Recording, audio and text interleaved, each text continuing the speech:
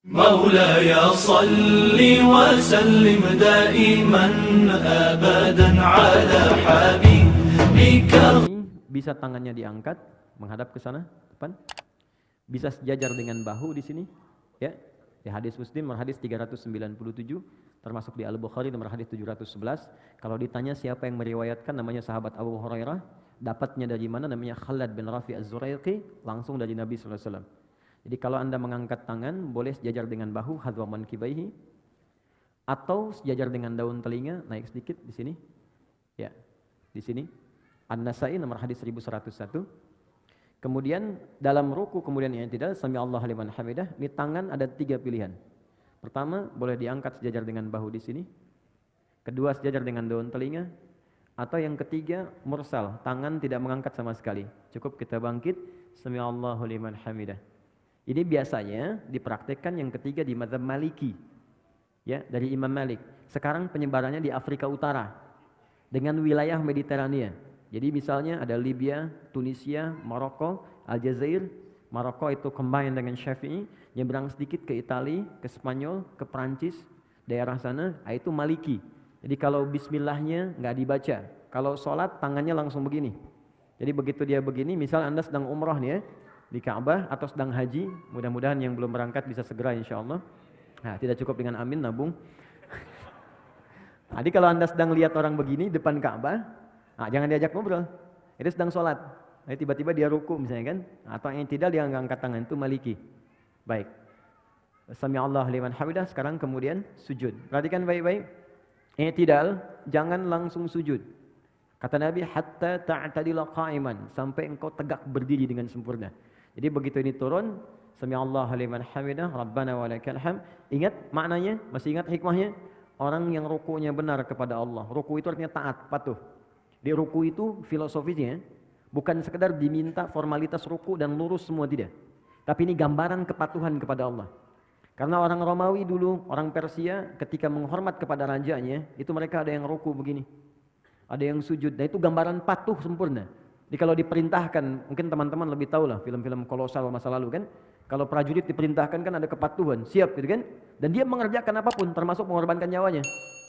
Maka Allah meminta kepada kita, Anda pada manusia aja bisa patuh sempurna. Kenapa pada saya yang menciptakan Anda nggak patuh sempurna? Maka dibalik oleh Allah, rukulah yang sempurna. Makanya saat ruku semua diminta sempurna. Dari kepala sampai bagian belakang. Diurutkan. Ini gambaran kepatuhan kita kepada Allah. Makanya kita katakan, Subhana rabbiyal azim wa bihamdi.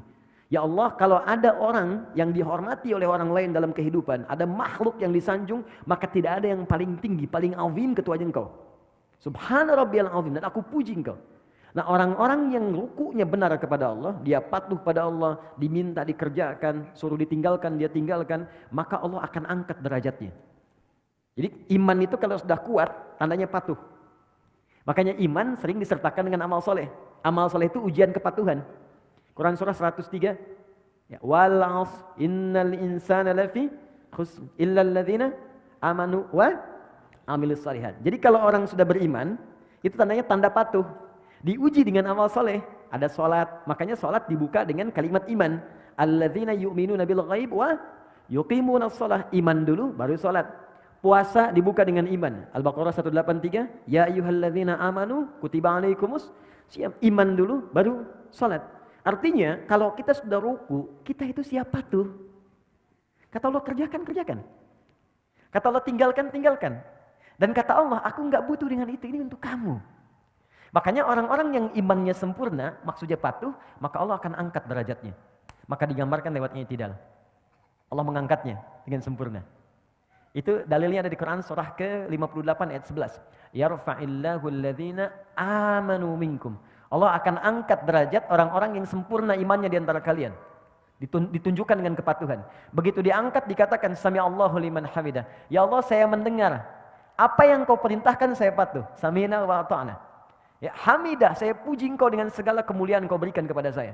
Maka Allah katakan, kau mau minta apa saya berikan. Maka kita katakan, masih ingat di pertemuan lalu? Ya, sami Allahu liman hamidah, Rabbana walakal hamd. Mil'as samawati wa mil'al ardi wa mil'a ma syi'ta min syai'in ba'du. Kata Allah, silahkan kamu minta apapun sekarang. Mau sepenuh langit, sepenuh bumi, atau antara langit dan bumi, atau antara apa yang belum aku sebutkan engkau ingin mintakan. Minta sekarang. Maka saat minta itulah ada posisi yang paling tinggi untuk meminta, yang bebas kita memohon. Dalam berdiri terbatas, ruku terbatas. Sekarang yang selanjutnya itu yang paling dahsyat. Sangat luar biasa, itulah sujud. Tapi ada rahasia setelah sujud, itu pun sangat istimewa. Maka kita diminta sujud, turun, ruku, kemudian yang tidak, kemudian sujud, kita lihat, tahan, berhenti. Ini pakai lutut, boleh ya? Boleh. Masih ingat dalilnya?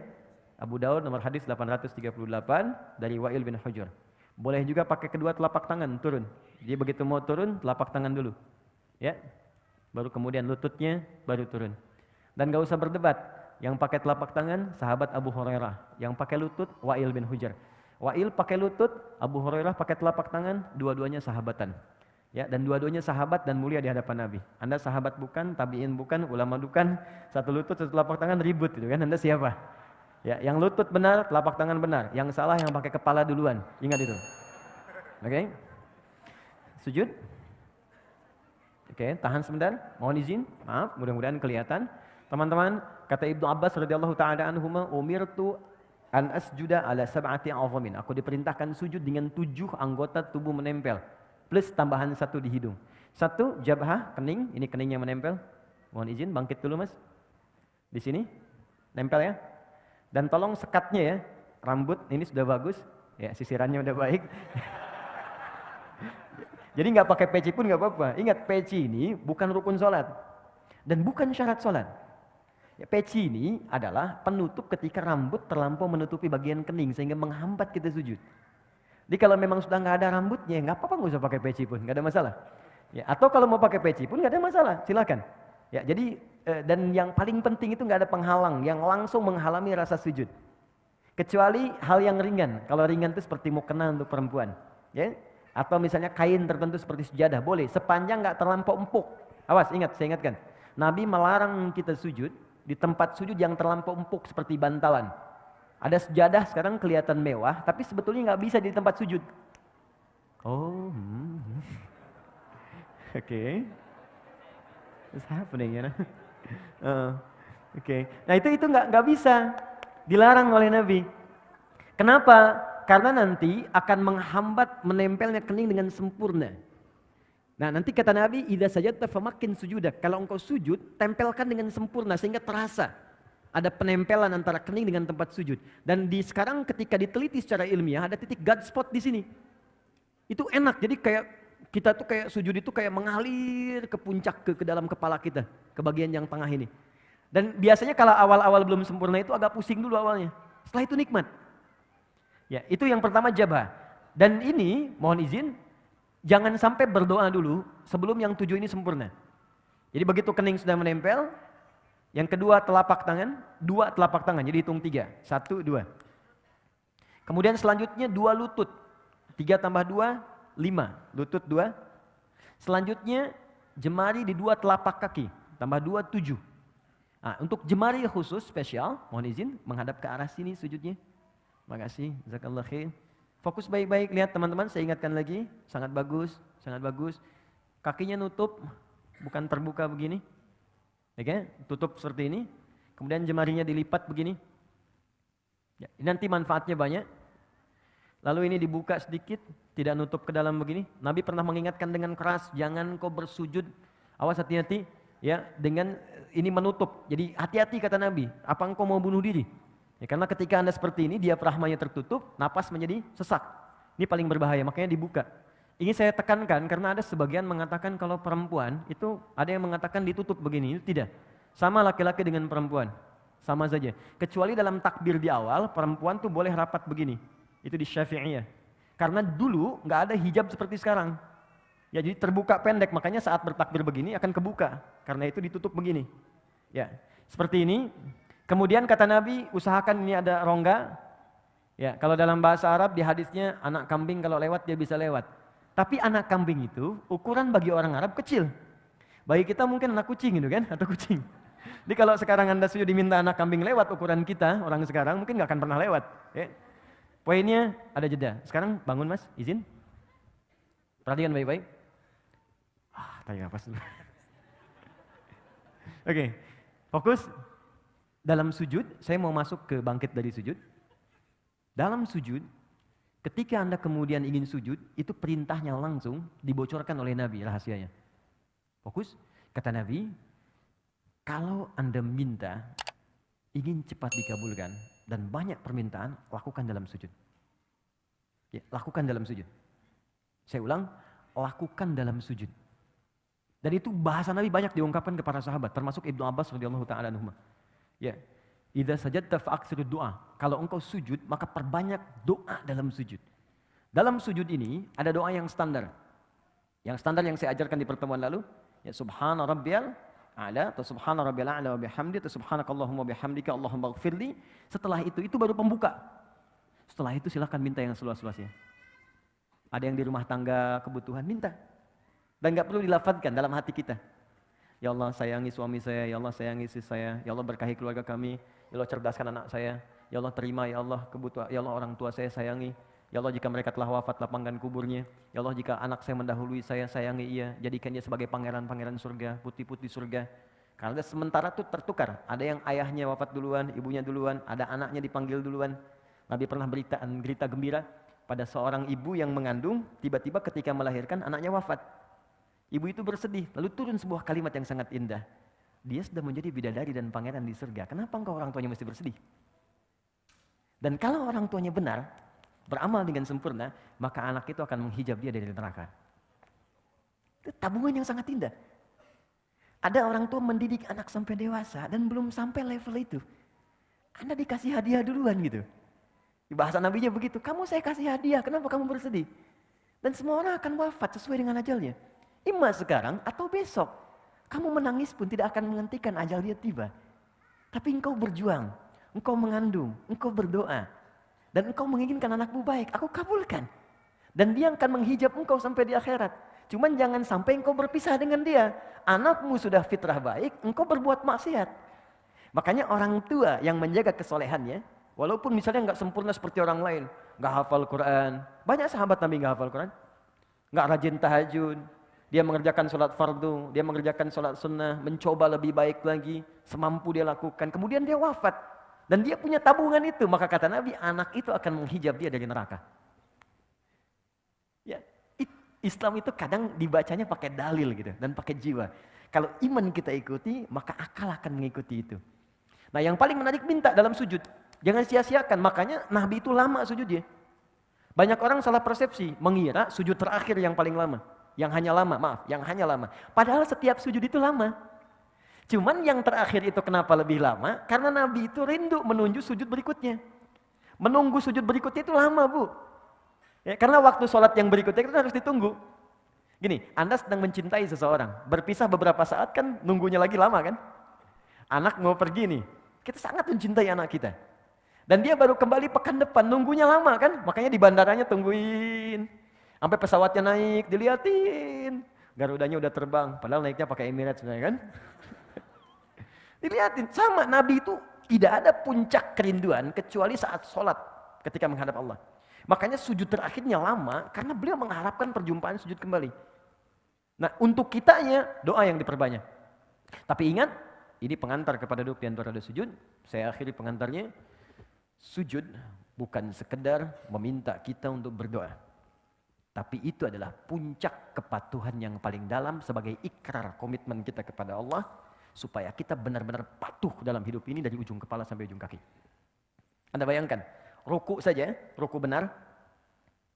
Komitmen patuh kita, Allah akan angkat derajat kita. Maka bagaimana dengan orang yang komitmen dari ujung kepala sampai ujung kakinya akan patuh kepada Allah. Ya Allah saya siap patuh, saya akan gunakan mata saya untuk melihat apa yang engkau perkenankan saja. Yang tidak engkau perkenankan, saya tidak akan lihat. Tundukkan, tunduk, sujud. Patuh. Ya Allah saya patuh, lisan saya hanya akan saya gunakan pada yang apa engkau inginkan. Yang engkau larang, aku akan jauhi. Maka tunduk, patuh, sujud, jatuhkan oleh kita. Dari ujung kepala sampai ujung kaki. Maka tahu apa yang terjadi? Begitu Anda kemudian bisa melakukan itu dengan semaksimal yang kita bisa, maka kita akan diangkat lagi oleh Allah dan langsung diberikan oleh Allah 6-7 jenis kalimat yang kalau itu dibacakan sudah selesailah semua persoalan kehidupan kita dunia sampai akhirat. Ya. Dan cara mengangkatnya bukan berdiri lagi. Karena orang saat diangkat berdiri pun bisa lelah. Tapi Allah dudukan. Bukankah duduk lebih santai dibandingkan dengan berdiri? Maka orang setelah sujud, bangkitlah dia dari sujudnya, tidak langsung dia berdiri, tapi diminta duduk di antara dua sujud itu. Perhatikan, sujud, silakan, Mas. Bismillah. Oh, silakan. Itu biasa, kiblat itu bisa beralih ya dari Masjidil Aqsa ke Masjidil Haram. Boleh, boleh silakan, boleh. Iya, asal tidak ke Old Trafford aja. Oke, Bismillah. Sudah? Sekarang sudah sujud, paham ya? Kenapa diminta sujud? Bukan sekedar kita memohon kepada Allah, tapi permohonan itu diikat dengan komitmen. Ingat, kalau Anda ingin cepat dikabulkan permohonannya, maka cepat pula lakukan apa yang Allah mintakan. Adil kan? Kata Allah, saya minta ini, kerjakan. Begitu kita kerjakan, kau minta apa? Saya kabulkan. Nah, ini gambaran patung dari ujung kepala sampai ujung kaki. Begitu semua dikerjakan dengan baik, Anda bangkit. Maka Anda katakan, Allahu Akbar. Baik? Ya, saya masuk ke caranya dulu. Saya masuk ke fikihnya. Yuk kita mulai ke cara duduknya. Mohon izin maju sedikit. Terima kasih. Ya, silakan duduk. Oke, fokus baik-baik. Teman-teman, ada 2 jenis duduk dalam salat. 1, iftirash.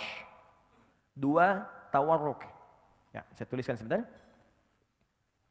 Jangan nengok sedang salat. Oke. Saya mau izin, saya pakai jubah hari ini karena ada yang ngasih saya. Saya kalau dikasih saya langsung pakai untuk ibadah dulu. Ya, setelah itu baru saya simpan. Jadi untuk menyayangi orang yang ngasih. Lihat sini. 1 iftirash. Enggak pakai hamzah. Iftirash pakai sin besar. 2 tawarruk. Pakai kaf. Gini, pelan-pelan. Boleh melihat ke sini kalau ingin melihat ke sini, ya. Iftirash akar katanya dari kata farasya. Kemudian ada firash, sesuatu yang terhampar, terbentang.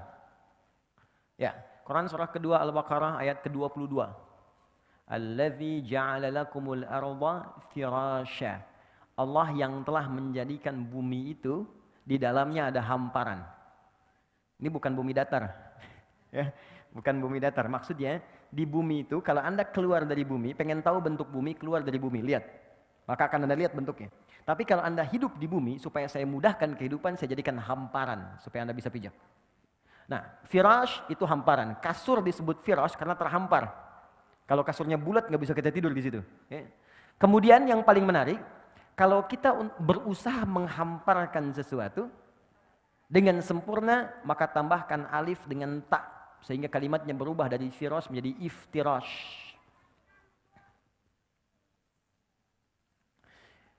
Duduk iftirash adalah duduk yang berusaha menghamparkan bagian ujung kaki sampai dengan ke lutut bagian depan. Sehingga ketika bangkit dari sujud, ya, hamparkan bagian lutut bagian depan sampai dengan ke ujung kaki. Dan duduk dengan sempurna, baik itu yang kaki sebelah kanan ataupun yang kirinya. Bagaimana cara duduknya? Kita lihat dulu. Saya ajarkan caranya dulu sebelum kebacaan. Izin. Bismillah. Lihat sini teman-teman. Nah ini. Jadi ketika kakinya dihamparkan, dilipat ke belakang. Jelas? Kemudian yang kedua, mohon maaf, ini kaki bagian belakang yang jarinya dilipat. Ini bagus sekali. Nah, yang ketiga, ini yang paling penting. Ada bagian kaki kiri yang sebagiannya itu dihamparkan ke arah dalam untuk diduduki. Seperti firash, kasur, kan kita hamparkan untuk diduduki, ditiduri gitu kan. Ini seakan-akan tumpuan bagian belakang tubuh kita itu menduduki bagian kaki sehingga disebut dengan iftirash namanya. Jelas ya? Baik. Ini hamparkan kaki yang bagian dalam, seperti ini, bagus, angkat sedikit, maaf. Ini, seperti ini. Ini yang disebut firashnya. Iftirash melipat kaki yang ini, menghamparkan yang ini, melipat kaki bagian yang kiri, lalu diduduki.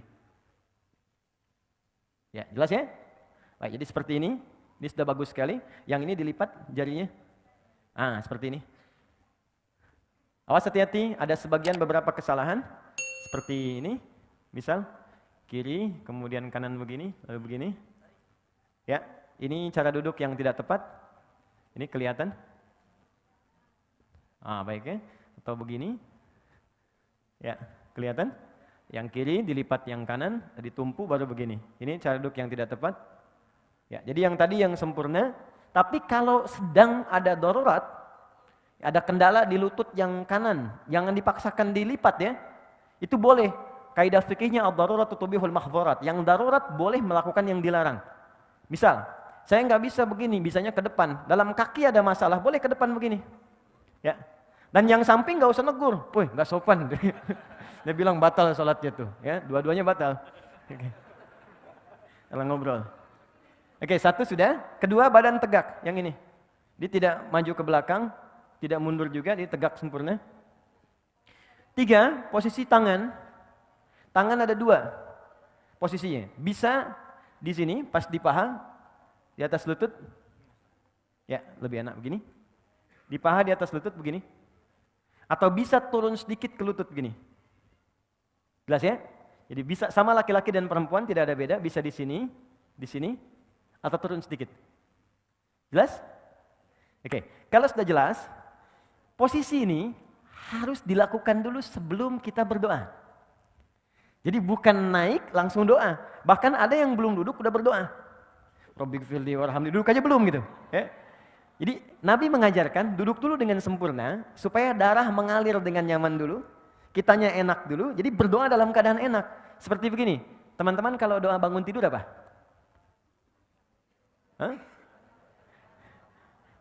كانوا قليلا من الليل ما يهجعون وبالأسحار هم يستغفرون